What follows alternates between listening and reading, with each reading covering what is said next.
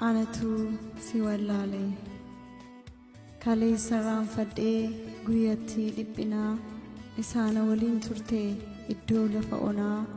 mucaa koonaan jettee ofitti na qabdee kakuunaaf kakattee hundaanaaf raawwattee anatu si wallale ati yoom na dagatte anaaf oonaan gallee maaliif gungummeen afaan koo keessaa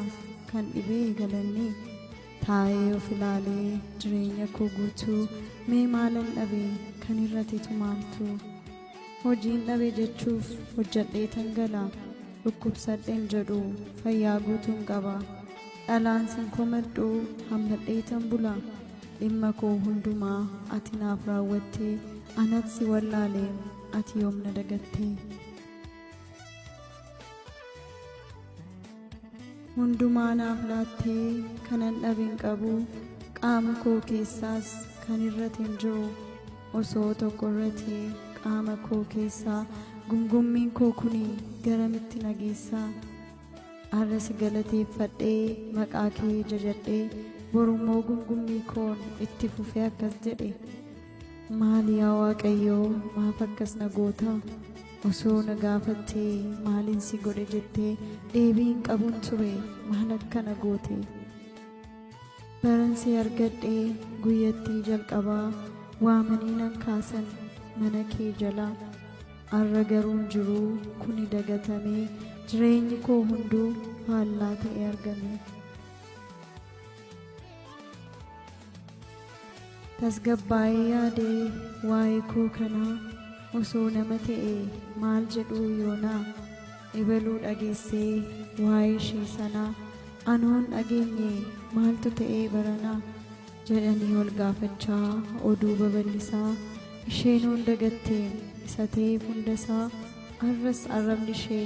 gungummii odeessaa sinni boo'ii maaloo galatoom hin beektu dhimma isheeti egaa akka feete haa taatu ati garuu akkasitti anatti hin faraddu walga'ii waammattee anas hin kasaftu balliftee na eegda araara kee guutuun ana ture silaa kan si galateeffatu iddoo ati na fuutee kan yeroo hundaa yaadatu